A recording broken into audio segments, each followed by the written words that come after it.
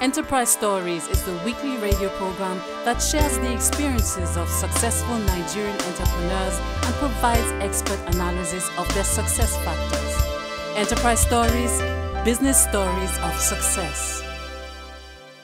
Welcome, listeners, to another exciting episode of Enterprise Stories. I remain your host, Olawale Anifowose. This episode promises to be bumper-packed. Before we start, let's take a quick message from our sponsors. When you are successful in your small business, as I am, people will always come to you. They want to know what you're doing differently, who your bankers are, and what kind of deals you are getting from them. Well, I'm happy to enjoy all the benefits of the SME Zero COT account from Stanbic IBTC Bank. My profit is up. But why? Because I get zero COT, unlimited turnover, no limit on check lodgement or withdrawals, free internet and telephone banking, as well as discount on training courses for small business owners. With special benefits like that on the SME Zero COT account from Stanbic IBTC Bank. Now, there is no reason why your business won't boom just like mine. Stanbic IBTC Bank, moving forward. Hello listeners, my name is Bayo Rotimi, your faculty on today's edition of Enterprise Stories. Today we'll be talking about the subject matter, strategic partnerships.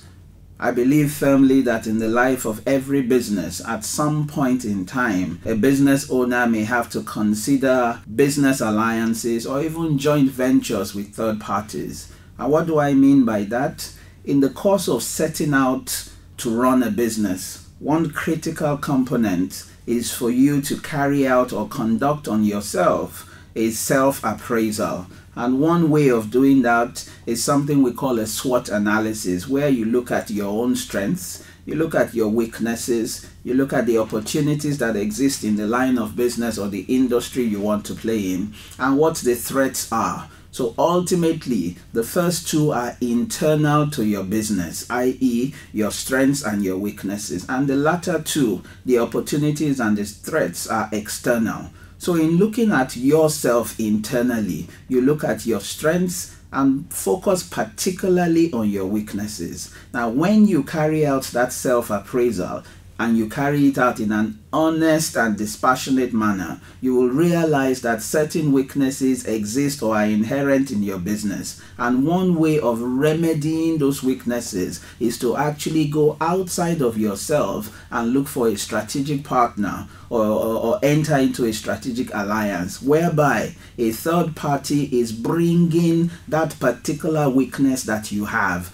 They are bringing their strengths in those areas to complement your business, so that ultimately the partnership then translates into a seamless, well-oiled, profitable machinery. So one of the things you must determine is, where are the areas of your weaknesses? Is it, for example, financial reporting? Is it, for example, marketing? No matter how profitable or how viable your business is, if you are unable to market it successfully, it is just another good idea that fails to receive expression. Some people may have weaknesses in the area of operations. They cannot manage the back office end of their business, which means, again, no matter how great the business may be, no matter how great the potential it might have, if you don't have a well-oiled machinery ensuring that the business is moving smoothly, you will not be able to deliver on customer satisfaction. And if you fail to do that, then ultimately your business will struggle.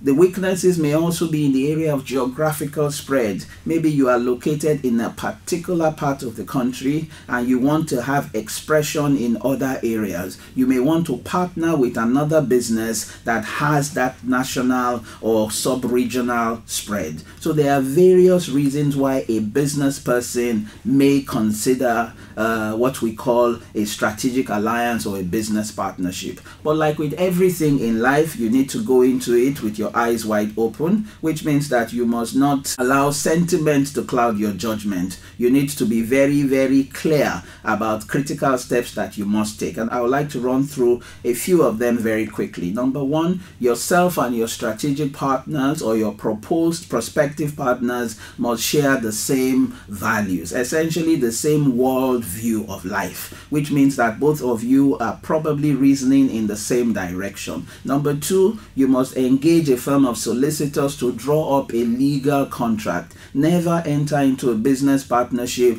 on the basis of some verbal agreement. Everything must be clearly stated, all of the terms and conditions bringing you together, and even the terms and conditions that will come into play if you choose to unwind the partnership. Always ensure, number three, that your counterparty is bringing something of tangible value to your business. You must be able to quantify it. You must be able to measure it. If they are not adding value to your business, then you have no business going into that relationship. So those are just three critical points I will ask that you have at the back of your mind, and ensure that whilst there are significant benefits to partnerships and alliances, if you don't get it right, it can put your business in trouble. So please ensure you invite a professional like a legal practitioner to help you craft the terms and conditions upon which that relationship is founded. I thank you, ladies and gentlemen, and I look forward to speaking to you sometime soon. Thank you. When you are successful in your small business, as I am, people will always come to you. They want to know what you're doing differently, who your bankers are, and what kind of deals you are getting from them. Well, I'm happy to enjoy all the benefits of the SME Zero COT account from Stanbic IBTC Bank. My profit is up. But why?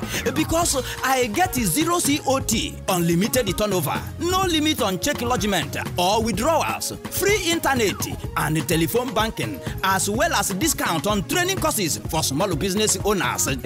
With special benefits like that on the SME Zero COT account from Stanbic IBTC Bank. Now, there is no reason why your business won't boom just like mine. Stanbic IBTC Bank, moving forward. Welcome again to Enterprise Stories. We are now in the Story of the Day segment, and in the studio today is Kemi Kusemiju, the CEO of Kensington Meadows. Kemi, you're welcome to Enterprise Stories. Thank you very much. So tell us about Kensington Meadows. Kensington Meadows is an apartment hotel in Ikoyi. We actually provide residential services for corporate organizations, especially for expatriates that come in and they're in the country for over a week to like maybe 3 months to 6 months, and they have to work. It's an alternative to hotels. They don't want to stay in a hotel because they have to be more comfortable. They want to be able to cook. They want to be able to, because they're going to be living and working. So we provide hotel facilities for them. Okay.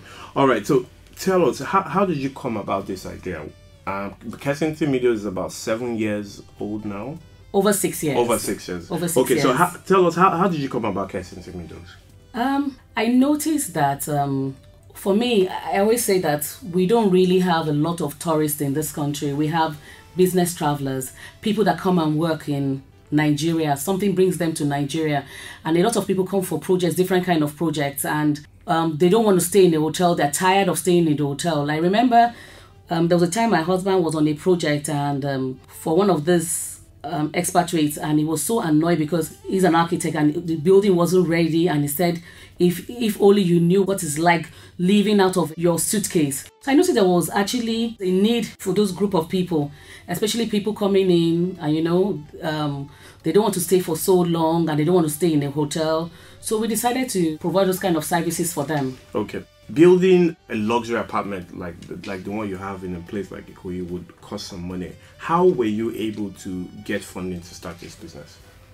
Okay, funding for the business, really, I'll tell you, it's a family business. Most of it was done by my family, my parents and all that, because I just oversee it. But I won't lie to you, it got to a stage that we didn't have the money to finish up that kind of apartment. So we had to approach the bank, and we did approach the bank, and we got a loan to be able to finish up the structure, yes. Okay. You know that in Nigeria, a lot of people are always scared of going to the banks. How has your experience been? You have to be serious when you take a loan from the bank. You have to know what you're doing. You have to look at the documents. You have to look at the rate they're giving you, whether it's sustainable, whether you can pay it. And you have to, it makes you work very hard, really, because you know you have to return that money. If you have to get a loan from the bank, if it's necessary, it's good to go.